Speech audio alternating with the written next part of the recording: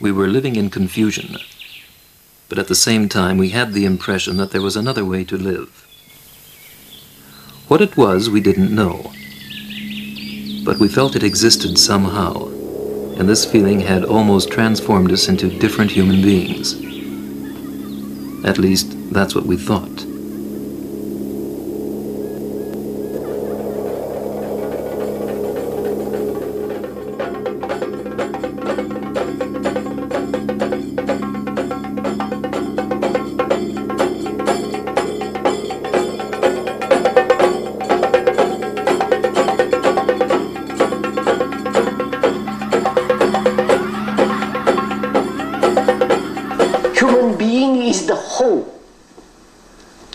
Society, he is the separate human individual, he is the factor which brings about this chaos. Yes, I'm following that very closely. He is the world and the world is him.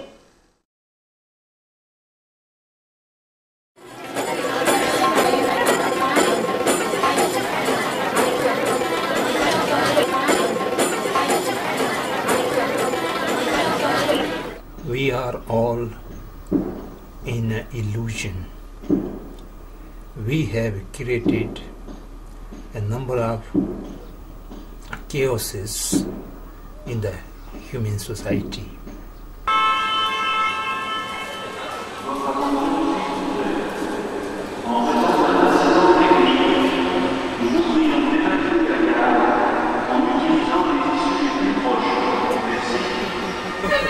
All these are due to conditioning of our mind and our thought process. We are living in a conflict, day in and day out.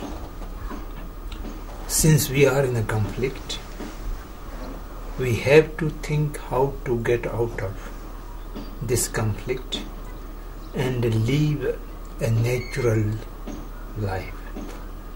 Therefore, we have to talk. We have to talk about the chaoses without recognizing the disease. You will not have the intention to cure it. To recognize the disease, you have to talk about the problems, the chaoses. And if the chaoses are not being recognized as chaoses, you will be happy to live with that chaoses. Therefore, you have to recognize the problem as a problem. And then second thing we have to talk about is the cause of these problems. And the third thing we have to talk about is how to get rid of the cause of problem. And then the fourth, we need not to talk. If we get rid of the cause of problems, then we will be out of problem. There will be no chaos, there will be no problem, there will be no conflict. We will live in a natural life as we are.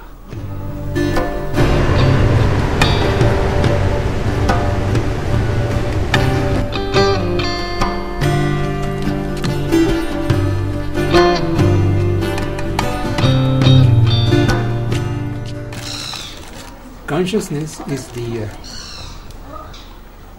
continuity of stream which have the potential of understanding, potential of knowing, that is called consciousness.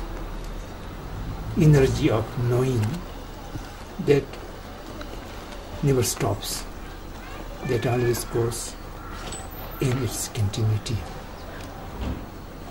And that consciousness is not different from the other consciousness. Yet there is an individuality.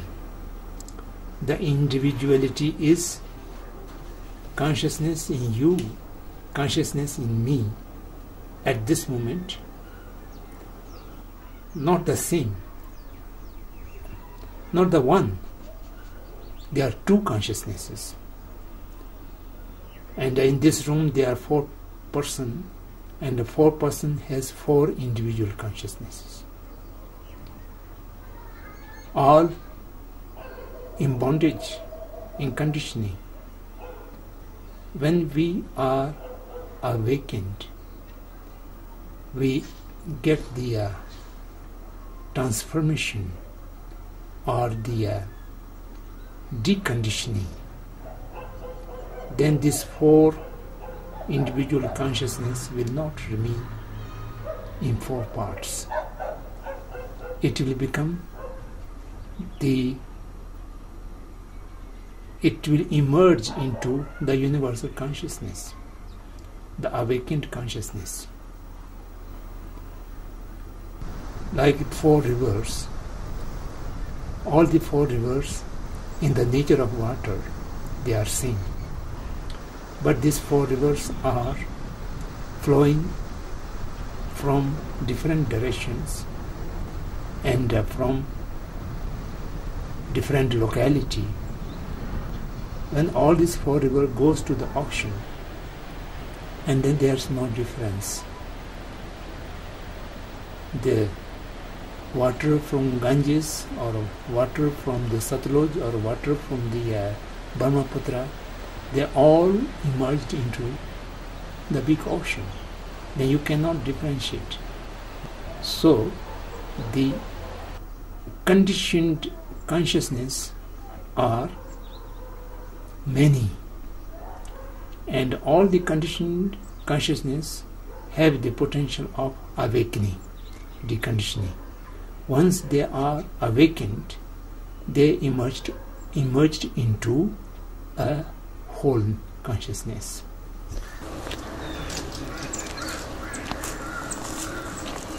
Actually, the human mind is conditioned right from the beginning or tense in memory. The evolution of human thought or the consciousness as whole, which come through all the experiences, memories, history, cultural, which shaped or which conditioned our consciousness, our mind, very deeply. Therefore, there were a number of negative emotions due to the conditioning or due to the thought process which arise out of conditioned mind. And particularly during the last 2 centuries, the 19th century and the 20th century, there were a great change in human society. The changes were largely due to the new arising of modern scientific knowledge, and that scientific knowledge gives the humanity the technology, and through that technology the so-called industrialization of society had happened.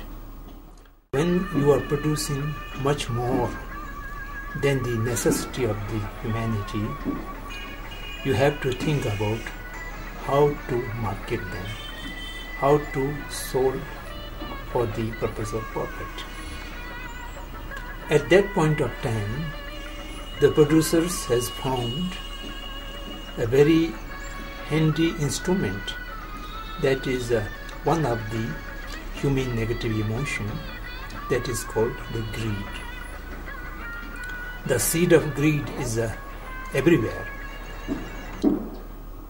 and the greed always command you, you need more, you need more, you need more.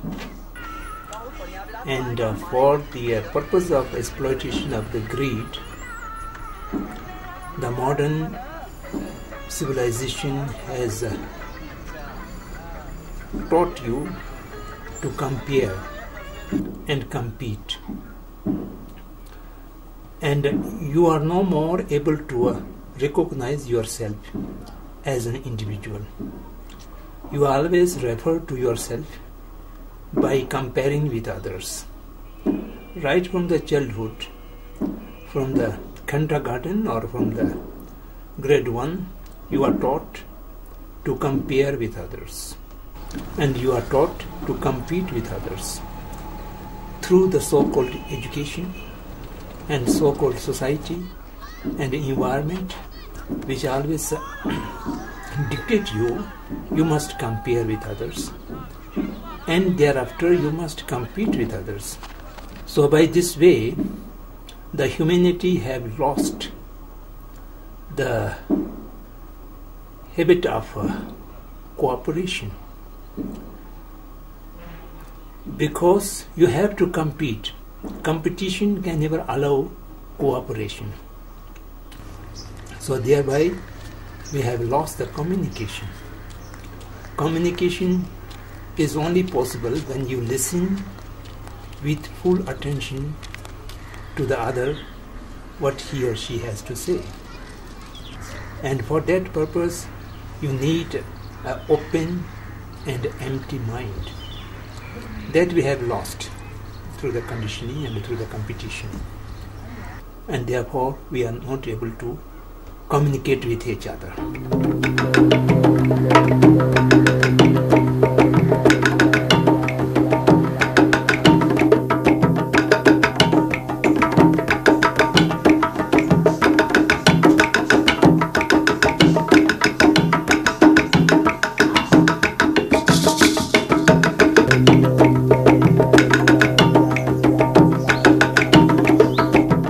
Fear comes when there is no trust. Fear comes when there is no love. And fear comes where there is a ego, selfish motive. Then you are afraid of losing something, or you are afraid of not getting something. There's no ego, there's no desire for getting something, there's no desire for not to be losing something, then there's no fear. And there's no fear, there will be automatically love and trust. If you have the love and trust and the direct relationship between the heart and heart, then the communication can be established. So open mind and loving mind, that is the real instrument to communicate. And the modern society, you have so many external instruments and machines, but you are not able to develop the trust and love. So we are lacking in communication. You never have the opportunity and the energy both to communicate or to receive a communication.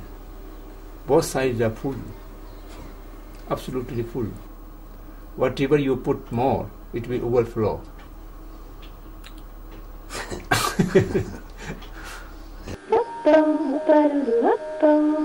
Nous vous remercions de patienter quelques instants. Un conseiller va vous répondre.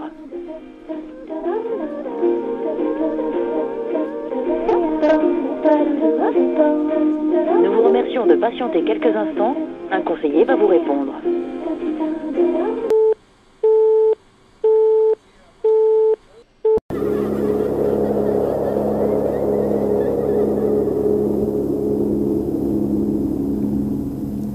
There was a prophecy that after the Kali Yuga, humanity would enter a new era. We were going to change, become new human beings. Krishnamurti had abandoned the faithful who had proclaimed him the world teacher. But for 40 years he had been speaking, and what he said reminded us strangely of the prophecy. In order to change the world, man had to change. we were going to become new human beings. New human beings. At the beginning we thought that the game was that we were going to make a journey together, that he was going to speak of the world and our lives, and that we were going to look within ourselves and discover this truth in some unknown part of our brain, forget all the burdens of the past, and start to be new human beings. Maybe the first human beings on Earth.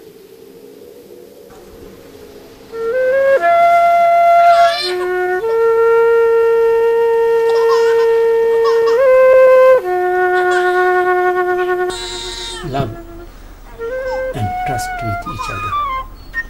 Then there will be a real communication.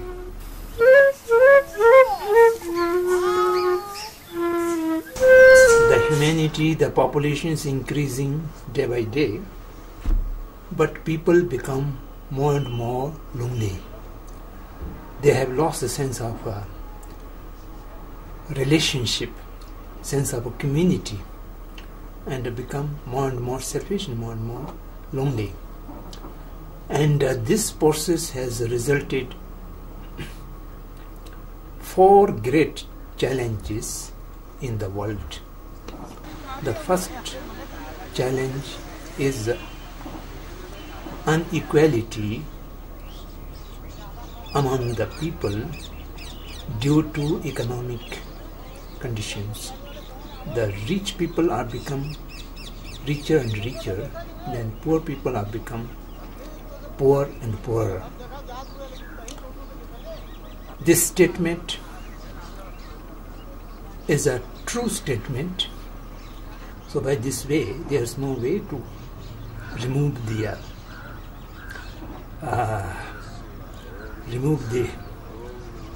imbalance, the gap between the haves and have-nots. This is ever increasing. That is a big challenge, and that causes the discontentment in the mind of the have-nots. The rich people are ignoring the poor people, and the poor people are getting much in way and anger to the richer people. So this is the one of the challenges, one of the chaos we have in the society. And the second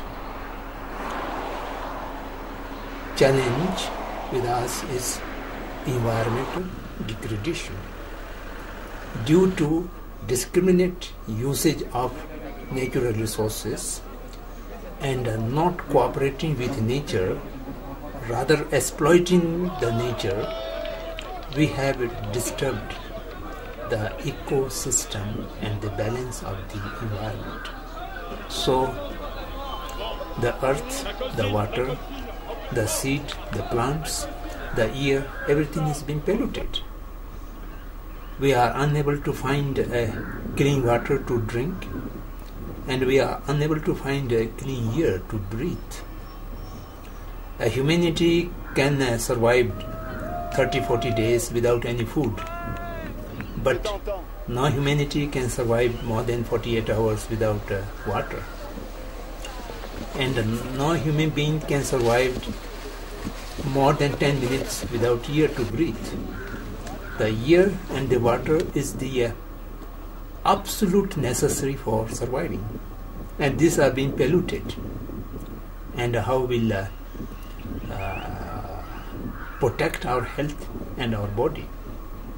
You have to purchase water, and you have to, there is no far away the time you might have to carry the oxygen bags in your pocket wherever you go.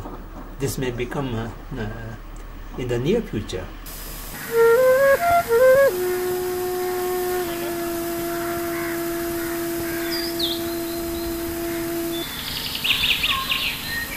So this is a big challenge for the survival of humanity, the environmental degradation.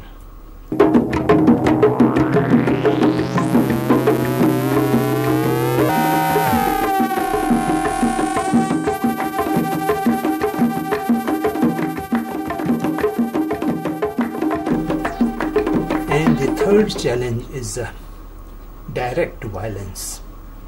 Violence and killing and destruction in the name of war, even in the name of restoration of democracy. We are killing people, bombing the countries.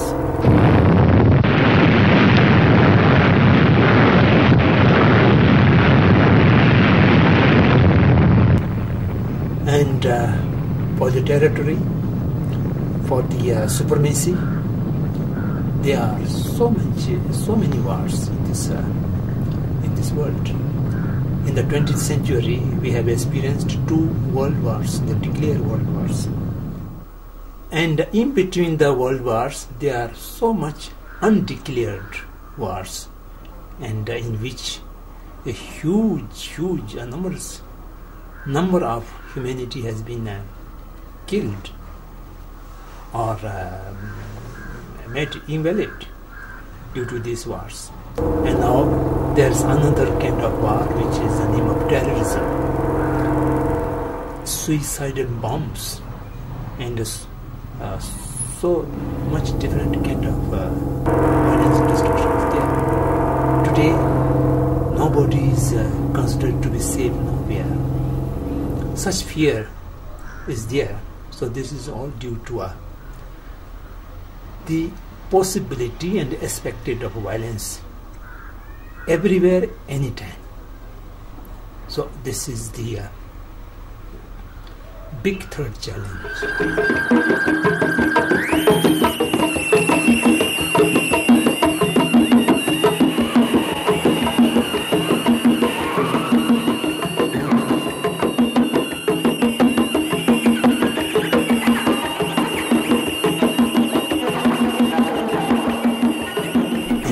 Fourth challenge is rather very shameful. That is so-called religious intolerance.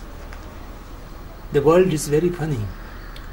If anyone is religious minded, he or she can never be intolerant. If there is intolerance, the person is no more religious person. Unfortunately, the essence of religions are being disappeared, and we have only the name and the institutions. And the name of religion and the institutions of religion are now being completely misused for division and violence of the people.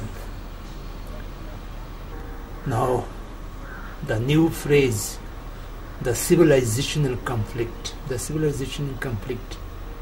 is nothing else. People are fighting in the name of religion, in the name of spirituality. That is most unfortunate part of the humanity. This is the entire the modern civilization what we have today.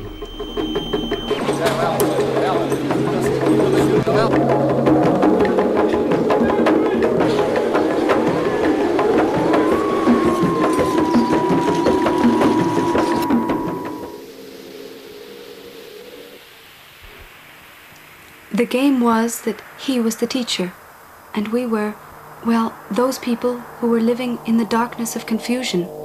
And now this light was going to show us the way, and we were going to understand. And with his help, we were going to have a really fresh look at our lives for the first time. For the first time.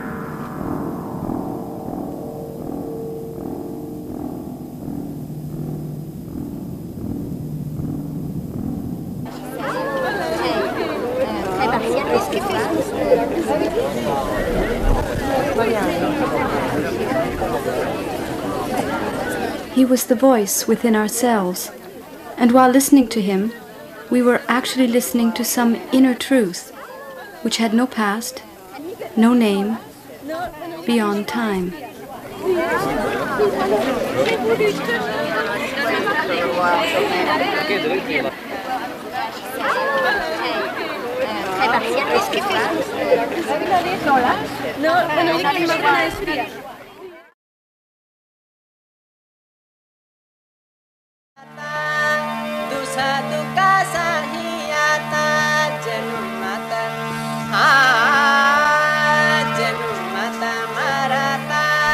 So all these challenges are just only due to the ignorance and the condition of mind and the exploitation of human greed and human hatredness, and the whole is based on the self-centered way of thinking, the ego. So therefore, whatever remedy we are trying to find for these problems, for this chaos, we are not able to find the remedy, because our mind, the searching remedy, is also conditioned and which also self-centered and which is also ignorant. All this chaotic society is your own creation. You are part to that. And your relationship with others, the others' relationship with you, or the others' relationship with others, all these relationships are being based on the ignorance, based on the egoistic thought. And therefore the chaotic society is there. If you realize yourself and negate the ego, the chaotic will not affect you. You may not be able to put an end to the chaotic, but you will not remain a part of that chaotic society. You already stepping out. What the key is talking about, stepping out. So you are no more part of that. At this moment, we are inseparate part of that chaotic.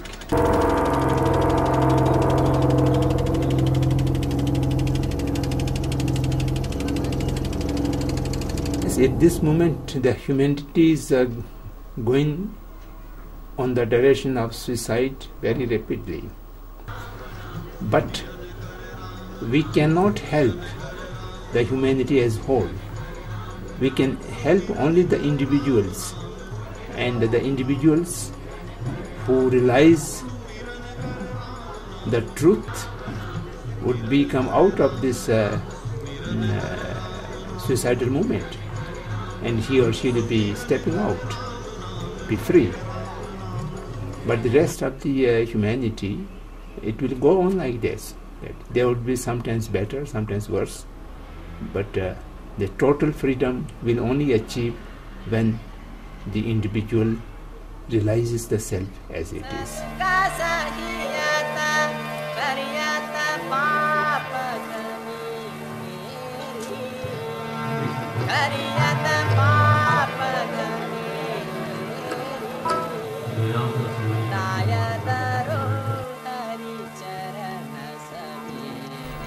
People are staying together in one boat, and both sides they are trying to make holes in the boat and then pointing each other, you don't do it, you don't do it. So this is our situation. So therefore, at this moment, such a message of K is absolutely necessary for entire humanity.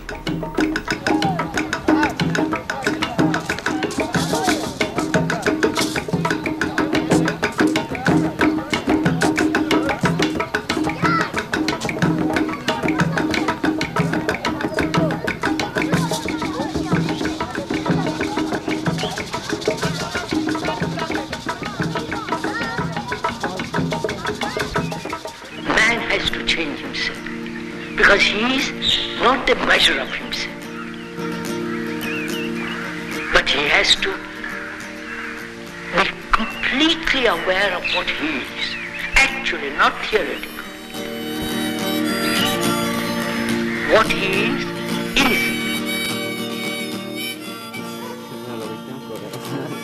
Good?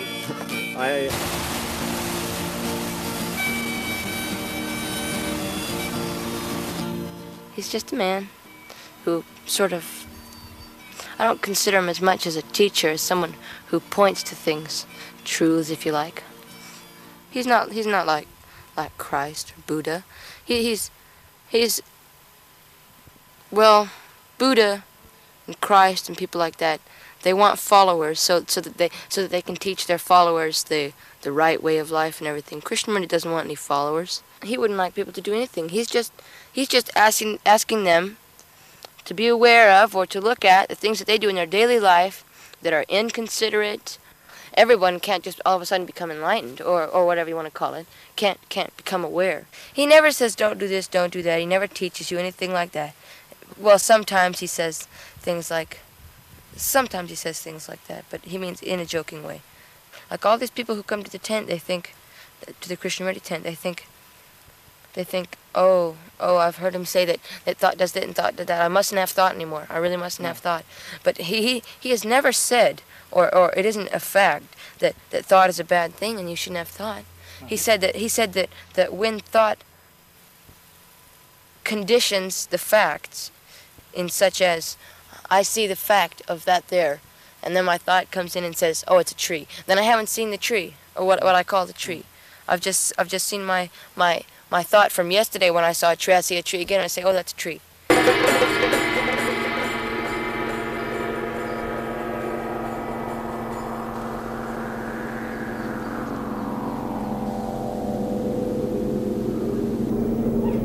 Our brain has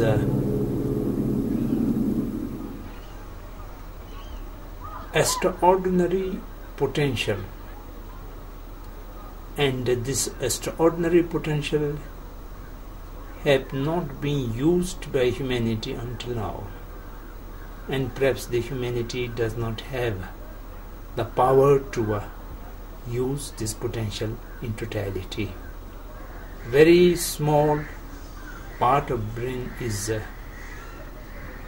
in function, and that is completely modeled or programmed by the external factors, which are entirely conditioned. So we need to decondition this brain or this mind.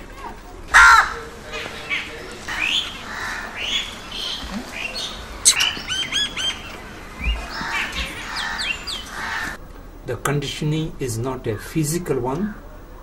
The brain is a physical organ, but the brain is only the organ on which the mind is operating.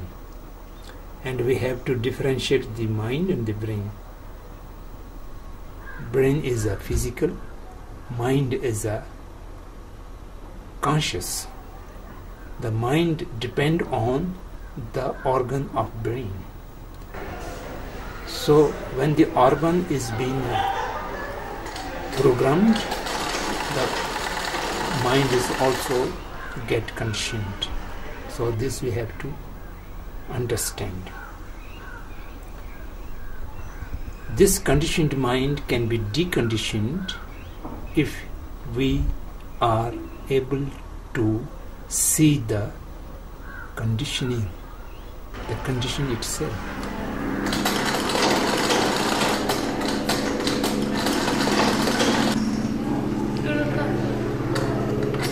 The only way to get out of it is unconditioned observation. Can you observe your mind? How it goes in the process of thought. You sit quietly and the entirety of your attention focused on your mind, the thought process, without interfering it, without interpreting it, without judging it, good or bad, but can you see the process of thought? This is a big question. I think this is the core of the entire case teaching. Yes. To focus on the process of thought.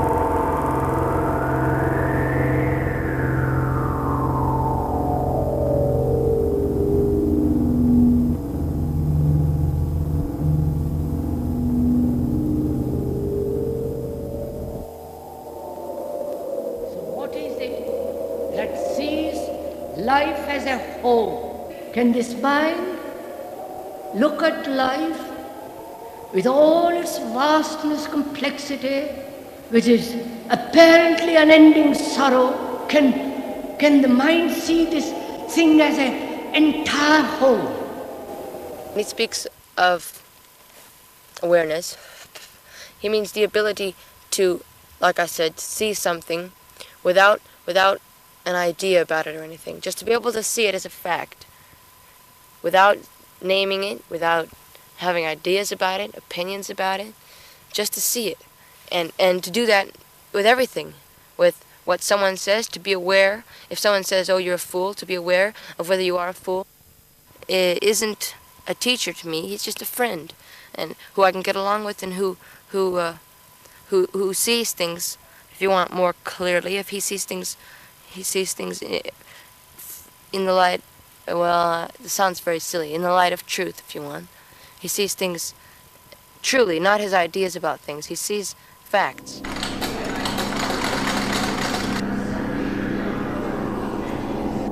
If you are able to see without dividing your mind, without dividing yourself, without dividing means, without duality means the observer and the observed. As long as the observer and the observed divided into two parts, there is no observation. There is no seeing of the thought process. Because you have only one instrument, that is your thought process. Your thought process has to watch your thought process.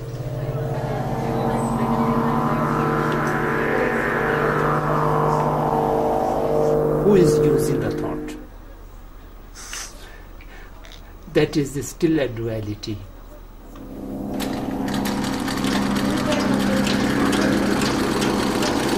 My first question to Krishnamurti was how we can reject all the thought process, because we do not have any other instrument to search the truth.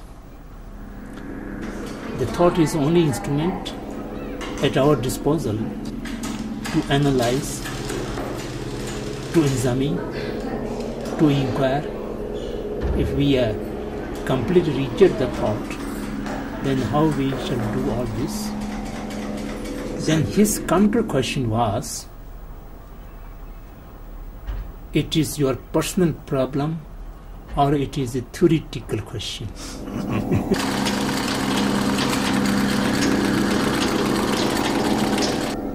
At this moment, the entire inner mind is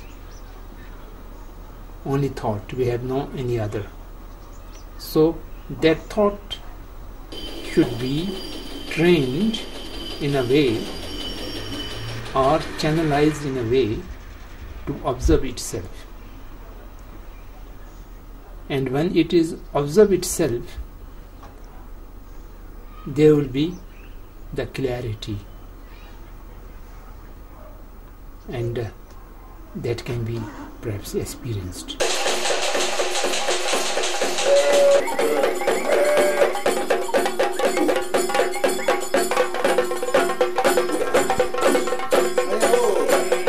The thought becomes mechanical process due to the conditioning. When the thought is deconditioned, then it will no more a mechanical process. It will be a flowering, awakening, and that awakening will end the thought, and only perception will remain.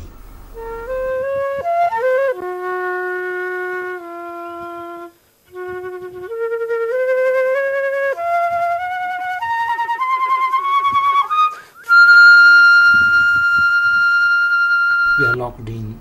The lock has to be opened or broken.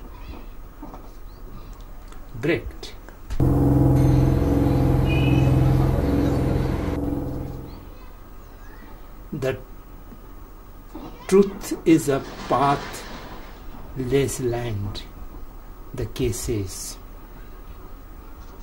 And if you are asking the way, then you are again in the process. So there is no way. There's no way. There's no way also an alternative. Why you divide things into two categories? There's a way or there's no way. You can put away both of these alternatives, and there would be the reality, the fact, or the truth.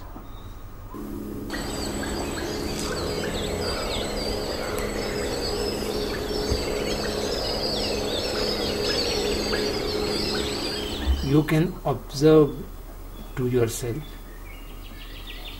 with the thought, but not entirely depending on thought. Will it not be possible? Please think about it.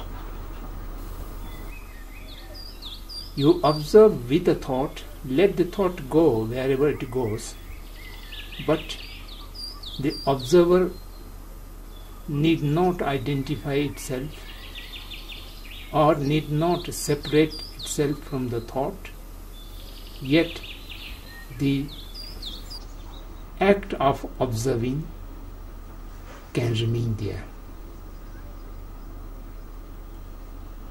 Is it not?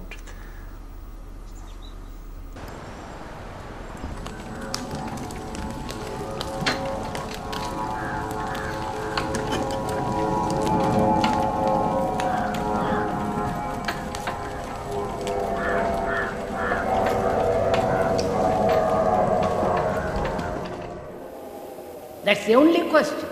Can the mind look with an eye that is never spotted by the past?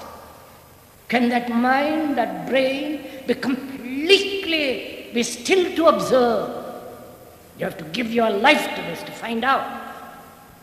Because this is the only response, the only way out of this terrible brutality, violence, sorrow, degradation, everything that's corrupt.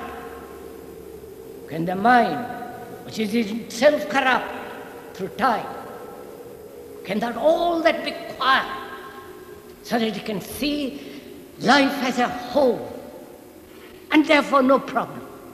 When you see something as a whole, how can there be a problem? Problem only arises when you see life fragmentarily. Can the mind be free of the me to look at the whole vastness of life? It can. Completely, utterly.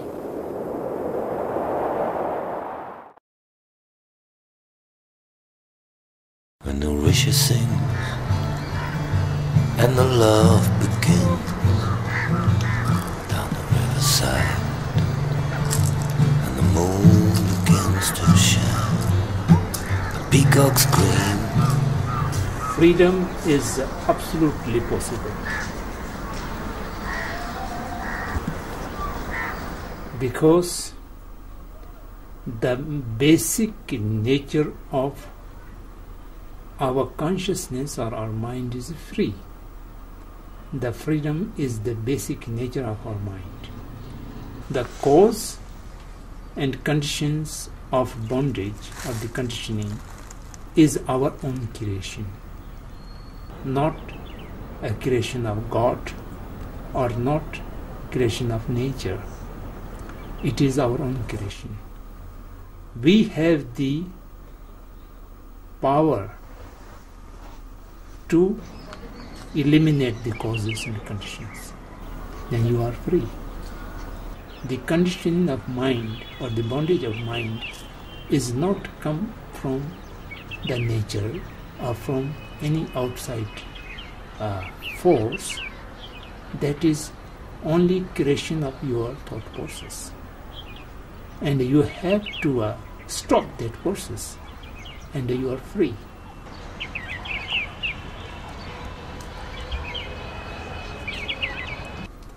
And in the modern civilization, we are always talking about the rights. And I would say the freedom is our birthright.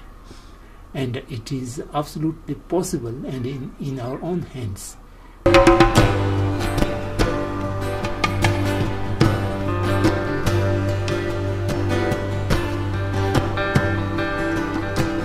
The world is a jail, but the world is not different from ourselves.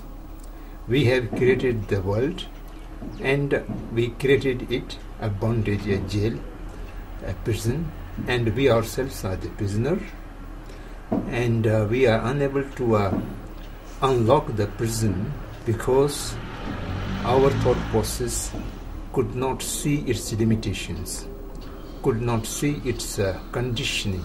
The process of thinking is a product of the memories, experiences, and the past, which are no more there in reality, and we always cringe upon the past, and we make our own images in the mind, and the images are being taken for the reality, and we just stuck on that, and therefore the present, the now, the what is no more there. What is unable to see.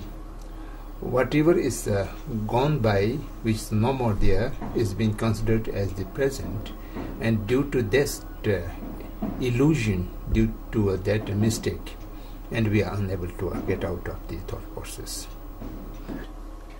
The tomorrow is yet to come, and it always remain yet to come. When it comes, it will not remain tomorrow. When it came into existence, it is already today, and it's no more tomorrow. So therefore tomorrow is always an imagination. It exists as a psychological projection or imagination, fantasy, nothing more than that, and we just project it as if that is a reality, and that makes illusion to our mind.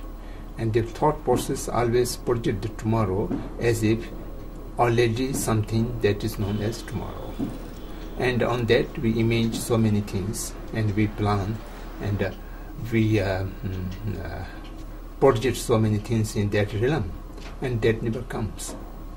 And that is one of the trick to distract the mind from the present.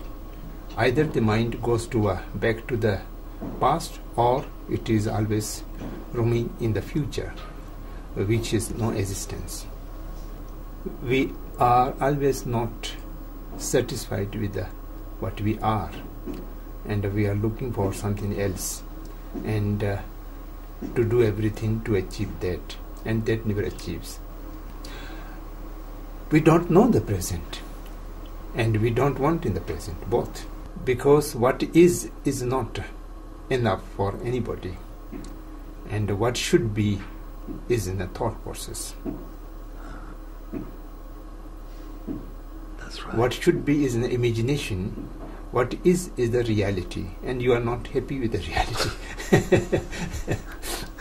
That's completely true. So we escape. Yes, we escape. We want to escape. Yes, I agree.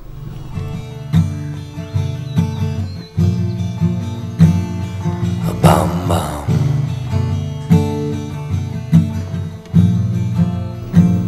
Thought is limited, and language more limited. When your eye consciousness is contact with a beautiful flower, the beautiful flower, and you are seeing it, there is no duality. There is absolutely no duality. The flower and the seeing, all of them same. as soon as the image of flower goes to your thought, and your thought will say, this is beautiful, this is big, this is small, this is white, the name and the all kind of things have been entered there, and the flower is lost.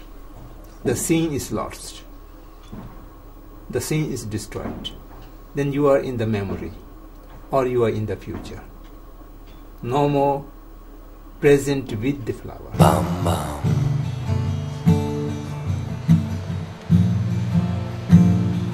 Bam, bam. When the Bam, bam. causality ceases, Bam. the cause and the effect comes to an end, then you are awaked. No more bondage, no more conditioning. So that was what about I am talking.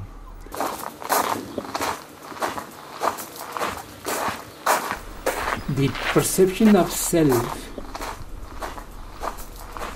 can only be achieved when you completely come out of the present projection of self in the image of ego. So ego means the creation of thought, but when the negation of ego does not mean negation of the self. The self, interdependently originated self, who is experiencing the misery, who is experiencing the pleasure, all this, the person is there, but the person is not the creation of thought. The creation of thought is the mixing up the real self with the image of self. And the ego, when your thought mixed up self with the images, then there's that is the projection, that is the product of the thought, and it is not the real self. And that, due to that mix up of the image and thought process, then you divide the self from the other. Then you divide the things, my or his, and all things are then become divisive. If you remain the real self, then there is no division. So that is the... You mean between you and me? Yes, there is no division. As yourself and as myself, there are no higher and lower, good or bad. Self is self, yourself, myself, all are self. We at this moment divide the self completely from the others, and then not on the self, then you will create so many things as my, I and my. So we shall have to see one's own self without dividing that self from all other selves, or in other words, interdependently. It is only a projection of mind which divides I and you. I and you does not exist by its own. It is only a thought projection. When you are speaking, you refer I to you, and when this speaking, they refer I to here and you to there. So this means it's only the play of thought and the play of word. It does not exist in its own. So that comes the Buddhist philosophy of interdependent. Everything is arising out of interdependent, out of something related. There are 3 fingers, and they are not equal. And I would say this is long finger and this is short finger. Then it goes there. Then this is long finger and this is short finger. So it is alone. I can't say it is long or it is short. The long and short, good and bad, big and small, all this does not exist by its own.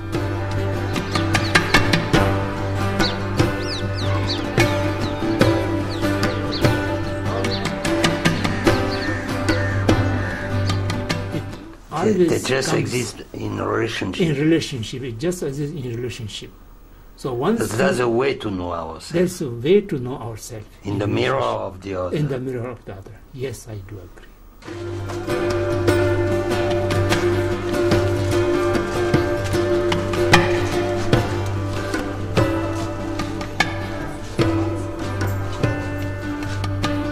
There are many questions when it put to Buddha. Buddha kept silent and did not answer. There are many questions which cannot be answered. If you answer it, you are again caught in the illusion or in the bondage. There is no division, then you need not ask self is the other or the other is the self, because there's the self and other division is already negated.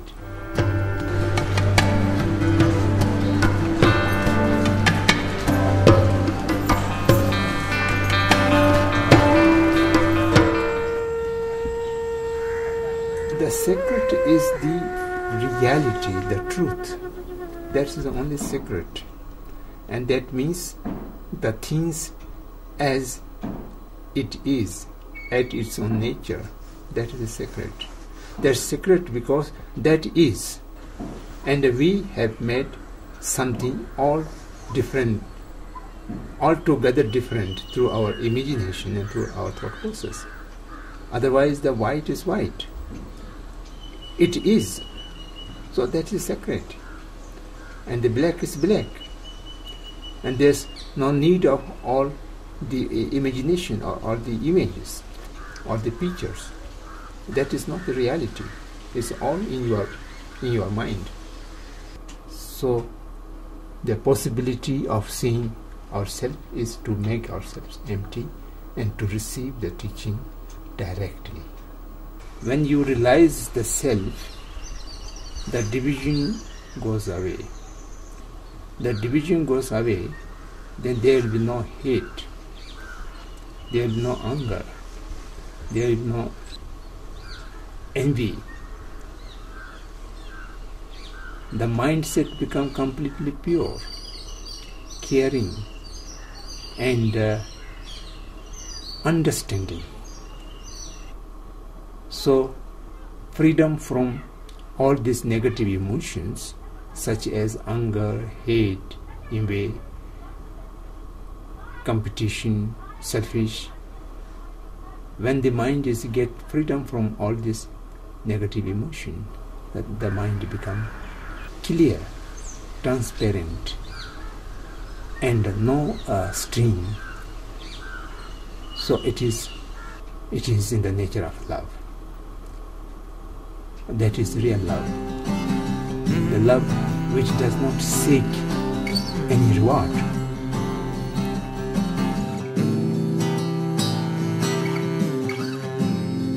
If you have that kind of mind, then there will be always harmonious relationship. There will be no conflict. There will be no fighting. There will be only caring each other affectionately. So that is the real relationship.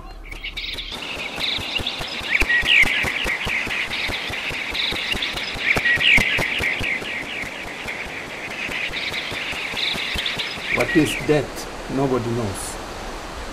Because no one has the experience. I don't have experience of death. So I can't tell you what is death. shall see when we meet the death, but we will not be there to tell what is death again. So that's the problem. It will always remain a mystery, a secret. Death is unknown. What it means in life, our daily life from death. One thing is absolutely certain, which is that we're all going to die.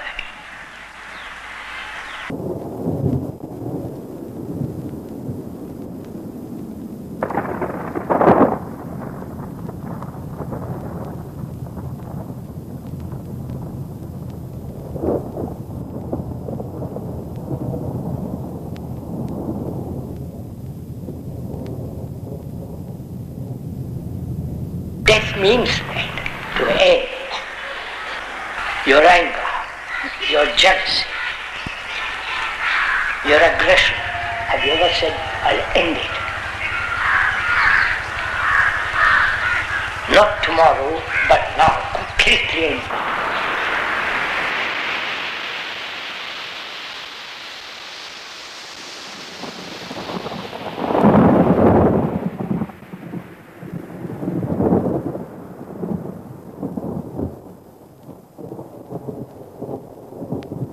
That death in generally means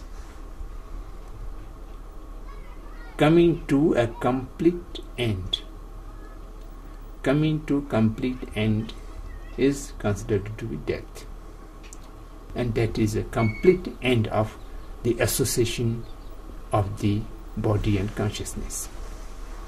Come into a complete end. Come into complete end means the present process should come to a stop, and you need to be just afresh, no past attached to you.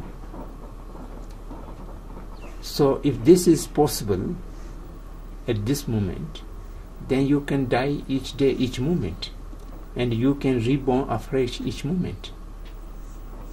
That is possible. If you see the conditioning and you become the deconditioned, you become an unconditioned, then you are free. As long as we are in conditioning, in bondage,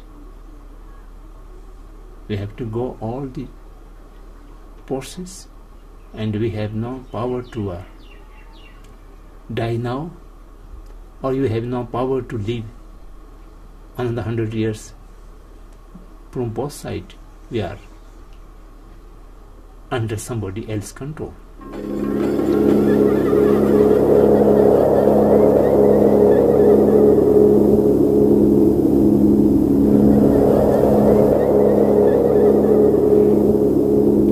Others doubted whether any change was really possible. Maybe we were monsters, and only monsters. Maybe our very nature was violence, and we were bound to destroy ourselves more and more. Maybe the Master was a monster too, from a prehistoric age. But those who had these doubts never asked the question. Who could have answered them?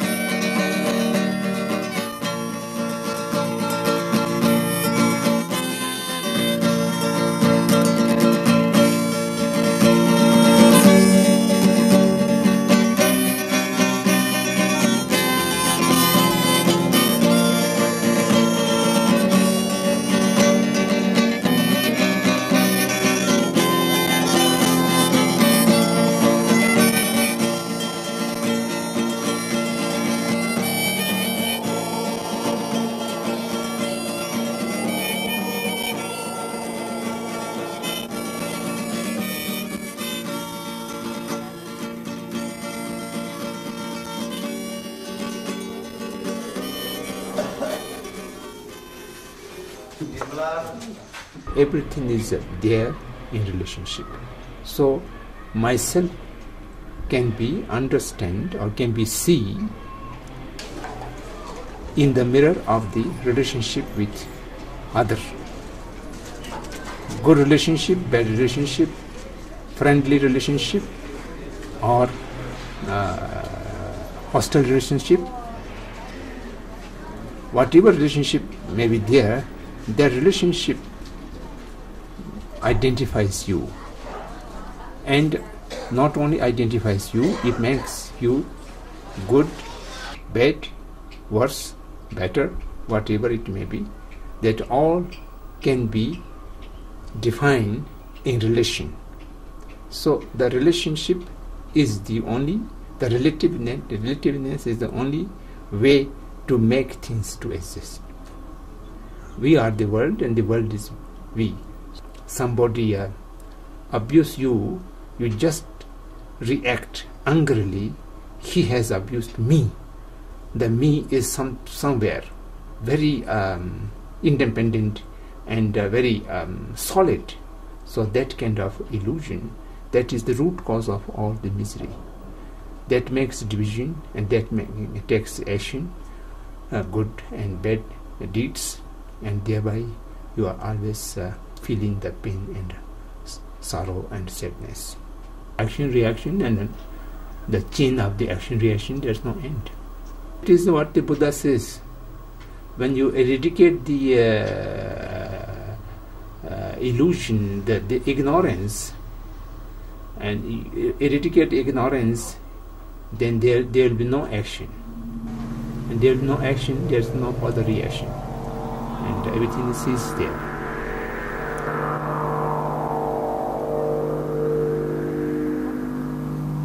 Then you will find very naturally and very easily there is a quality of stillness in the mind. It is only that enormous sense of stillness and silence.